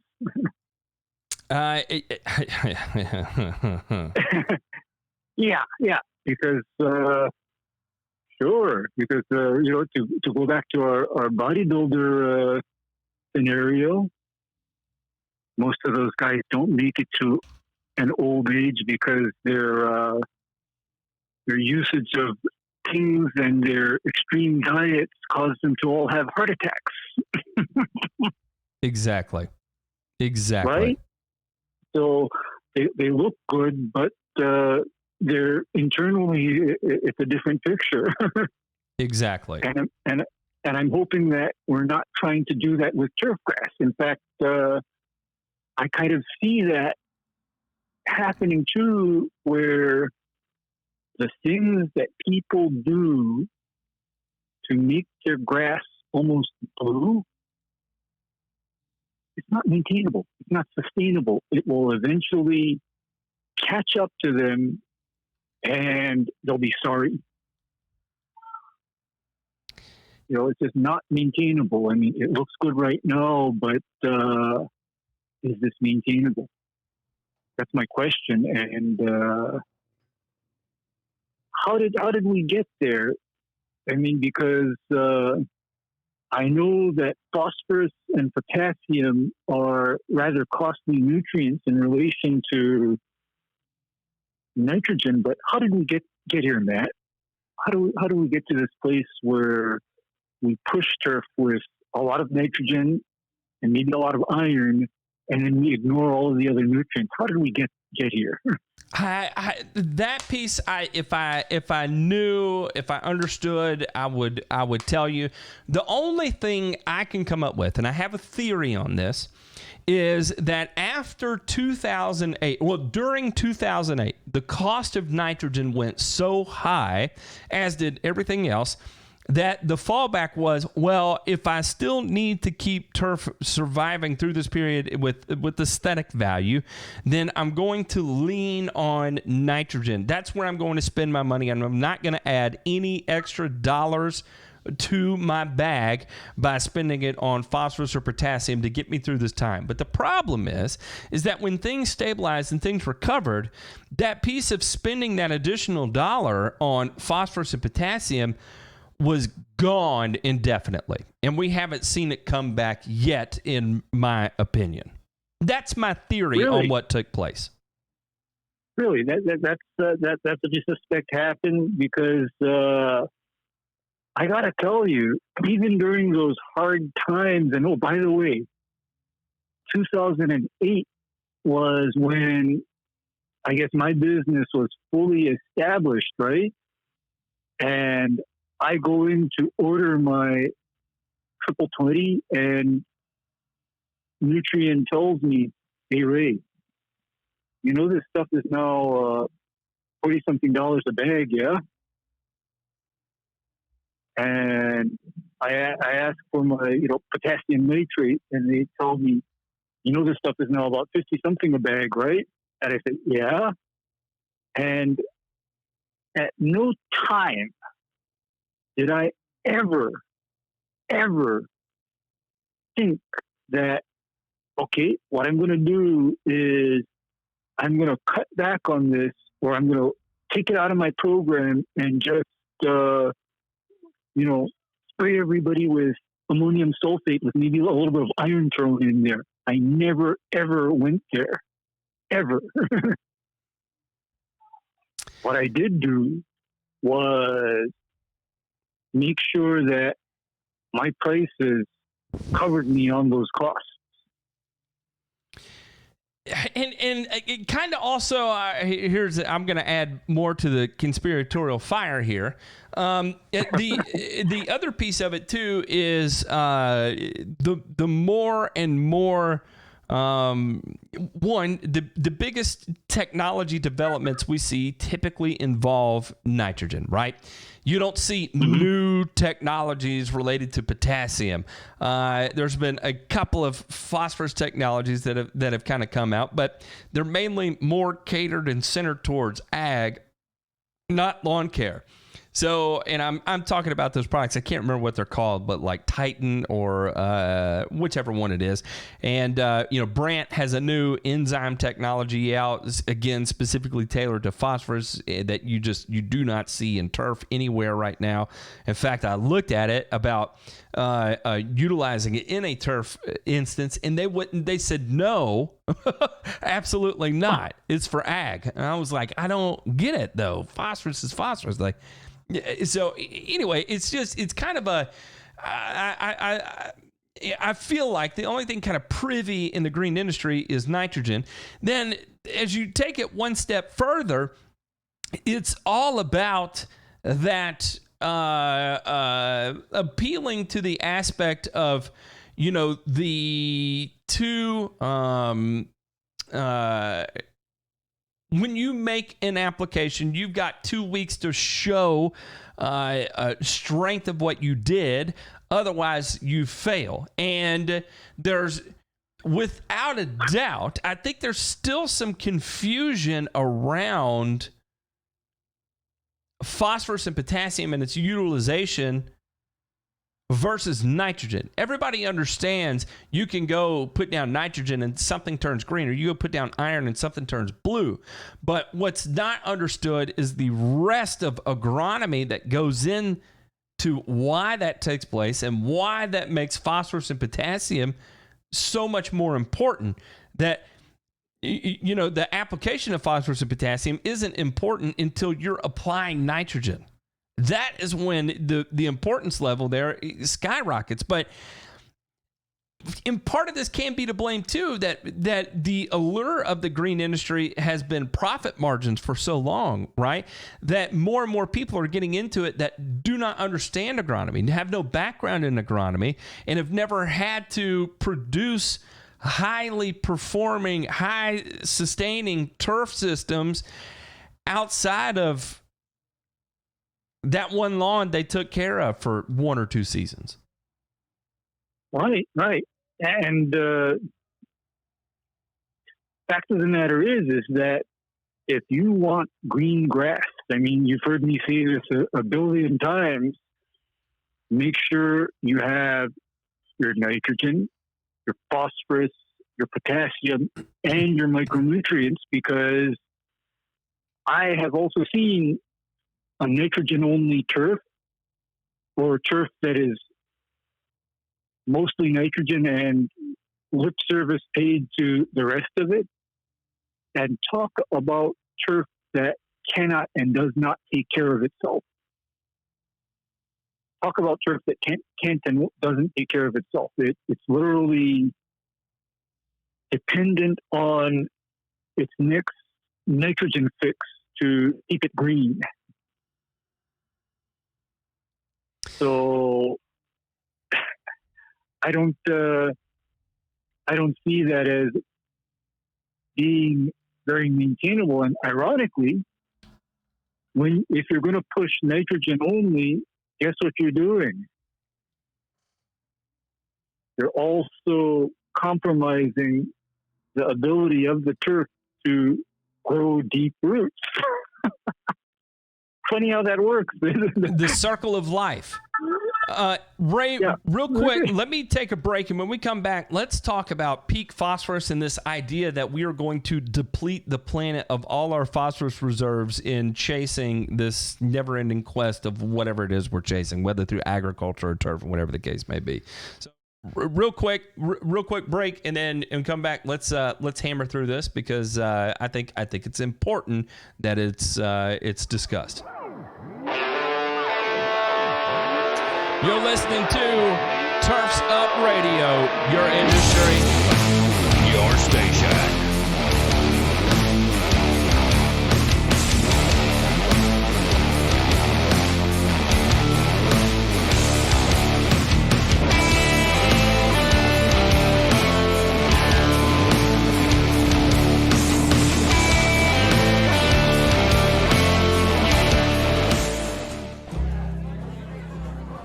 Hey everybody, this is Hecubus from the Nightcap.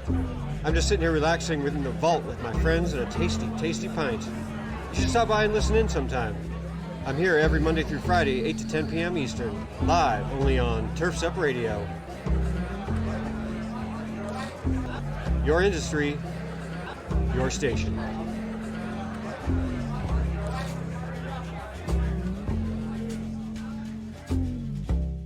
Every Wednesday night. Uh-oh, guess what day it is? Hump Night with the Duck. 7 Pacific, 10 Eastern. Only on Turfs Up Radio. Hump day? We have to put up with this? The Rock! The hot place! You're not the top. Did I say something wrong? The Duck. On Turfs Up Radio. Turfs Up Radio. Your industry, your station. Hey, landscape pros, are you tired of digging through rocks and roots and breaking shovels in the process? Then it's time you checked out the Geo Ripper 616. It's a landscaper's dream with the Makita 6 Series 2-cycle engine producing over 4 horsepower of raw performance. The 616 digs deep in up to 16 inches of the toughest soils. Lighting, landscape, and irrigation contractors already love this improved lightweight trencher with its ability to get in and get out faster, easier, and with less ground disturbance. And you will too. This redesigned Geo Ripper 616 comes with 2 heavy-duty digging chains and a whole mess of helpful extras. To learn more about the Geo Ripper and how it can help you out in the field, visit georipper.com today. Are you a military family with a spouse on deployment away from home? Did you know that nonprofit Project Evergreen has thousands of volunteers across the country ready to help military families with lawn, landscape, and snow removal services? We call it Green Care and Snow Care for troops. If you are a military family and would like to receive this free service, or if you'd like to volunteer to help, visit projectevergreen.org. Project Evergreen, creating a greener, healthier, cooler Earth, 1 yard at a time.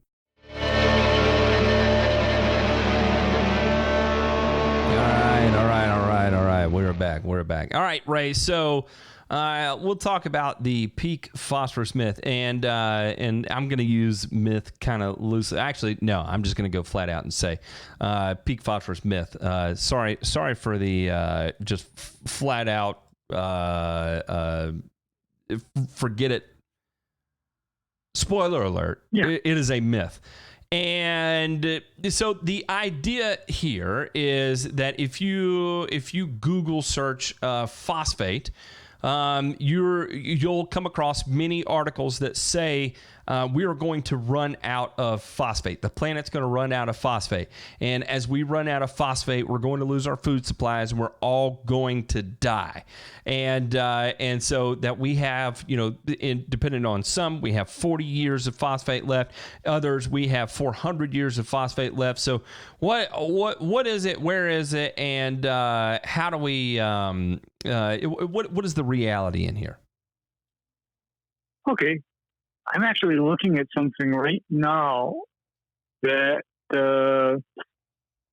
says that there is a tremendous reserve of what's called high phosphate rock in Morocco. There's a lot of it. And other places where there's significant reserves, Russia, South Africa, Syria, United States, China, and Jordan, Algeria. So we are not going to literally run out of phosphorus because there's just so much of it out there. But what will probably need to happen, as with everything, is we're going to have to be a lot smarter about how we even utilize this, resource. We have to be a lot smarter because I keep on getting into it with people that want to apply massive amounts of phosphorus to their soil, say, before seeding. What I'm saying to them is, please don't. Please don't. Because by tilling in or mixing in massive amounts of phosphorus into the soil, you're basically making that phosphorus that you applied turn back into phosphorus rock. It's no longer plant available. Yeah, and also in that same vein, not only do we have lots of untapped sources of phosphorus, the other things too is that where we're seeing big technological advances right now is recycling of phosphorus. So processing food waste, processing manure waste, whatever the case may be, a lot of this is being recycled. We think about how many people coming off of Milorganite soil test do you look and you see they've got 200, 300 parts per million of phosphorus, and all of a sudden you're like my goodness, where did all this phosphorus come from? Well, it actually did not come from anybody going out there with MAP or DAP or phosphoric acid or whatever the case may be and hammering it and hammering it and hammering it and hammering it. No, that came as a byproduct of wastewater treatment from you, the human, eating your food or whatever the case. That's all recycled phosphorus going back out. In the same instances where you see these wastewater treatment facilities, not only are you seeing the biosolid, the biological solid, the leftover solids from that being recycled, also in the liquid form is a byproduct of that when they're cleaning out their pipes and all that fun stuff. Hello, here comes struvite into the conversation where you've got another concentrated form of phosphorus going right back out into the marketplace. Now, that's where the technology kind of lacks right now, is that there's just not enough struvite produced, but it's one of those things where normally it accumulates in the edges of pipes, right? But more and more people are looking at how do we take this effluent from wastewater treatment or from digestion or whatever the case may be and convert that into a usable form of quote unquote organically derived phosphorus to be used in agricultural situations. It uses a real simple thing. We think about any kind of manure, right? Normally, your big restriction on applying manures is due to the phosphorus content. You're going to see it sometimes in a 1-1-1 scenario, say from the instance of poultry, or coming from a human waste scenario. We're talking about a 6-4-0. I mean, that is a fair amount of phosphorus. Or you start looking at recycled struvite or whatever the case may be, and now all of a sudden we're talking about very high phosphorus levels in comparison to nitrogen. So it's just not fair to say that we are all going to die because we're running out of phosphorus because we've been applying too much. Should we be more conscious with the phosphorus we apply? Absolutely. Mismanagement of phosphorus can be a total disaster. That's why it's important to learn the who, what, when, where, and why, and make sure the phosphorus you do apply is utilized by the frickin' plant.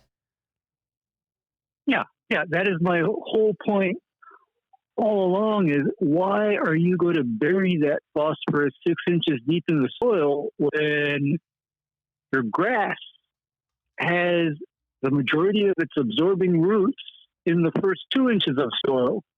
Why would you do that? You know, why?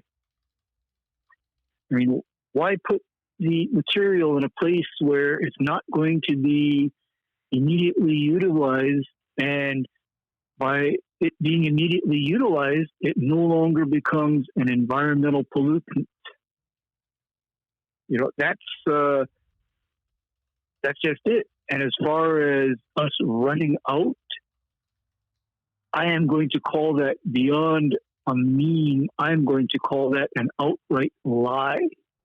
It is a lie, and it is a lie based strictly on politics. Yes, and the whole idea of manipulation by fear. You know, it just. Again, I'm going to grab a monitor and throw it against the wall. But it's the same thing we're looking at with glyphosate right now. And why it keeps diverting back to our industry, I don't know.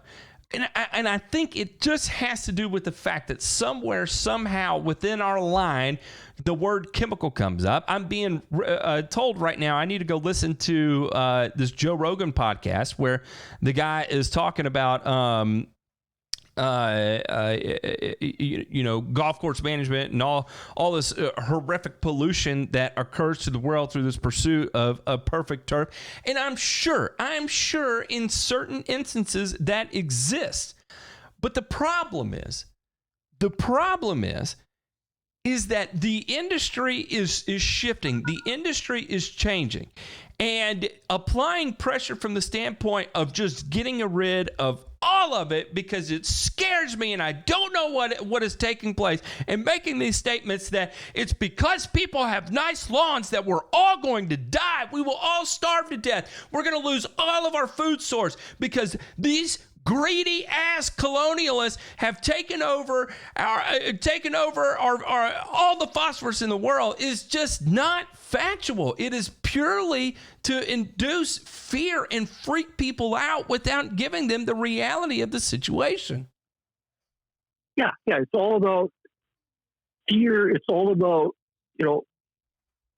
social engineering towards a very, different world. And I'm not on board at all. I am totally not on board at all, because golf courses, I can tell you with absolute certainty, the last place I'd blame for overuse or misuse of materials would be a golf course. And do you know why, Matt?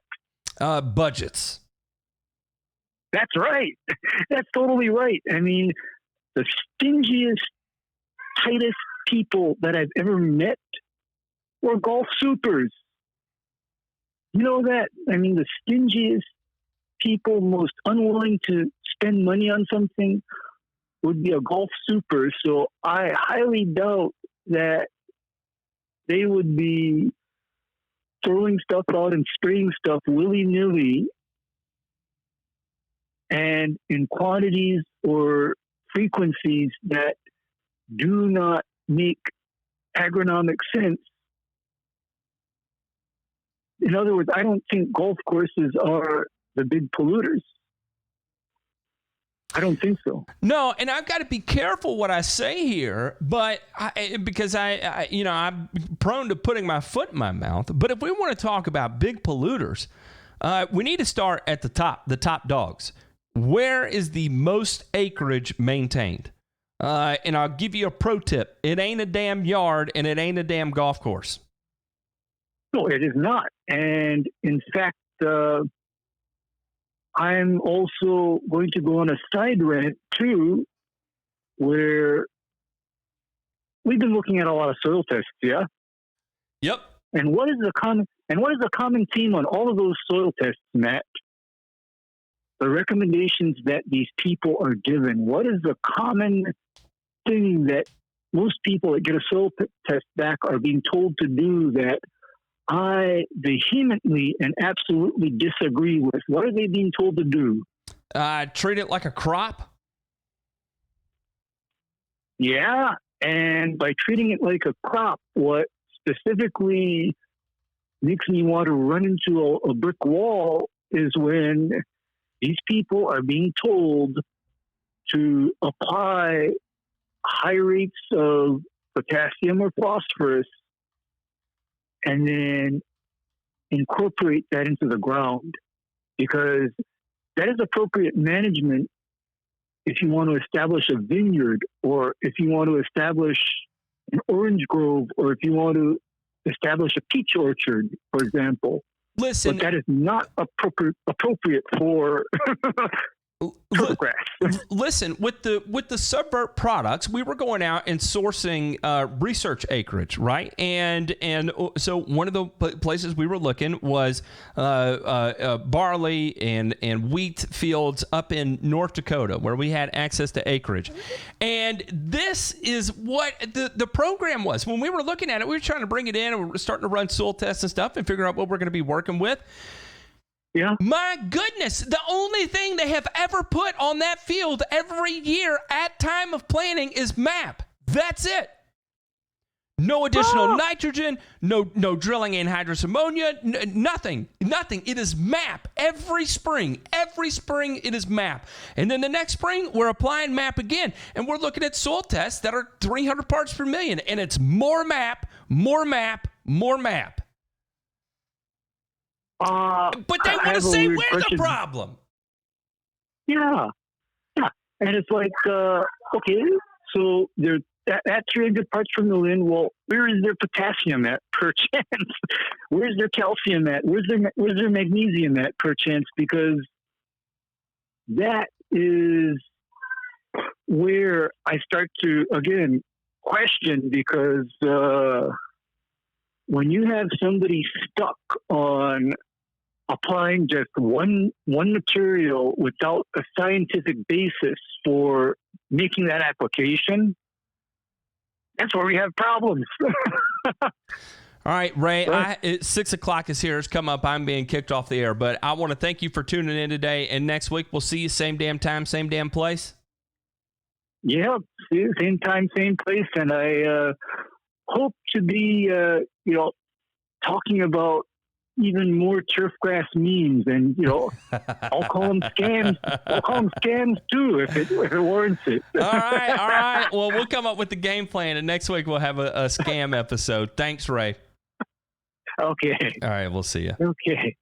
See ya. And there we are. That is going to be our episode for today. Thank you, everybody, for tuning in, and we'll see you on the flip side. Listen, Bob Lawrence, no, you do not need to cover the seed. I promise you, you don't. It will germinate at the surface. You do not need to cover seed. And so literally apply the appropriate fertilizer. You do not need topsoil or compost to germinate seed.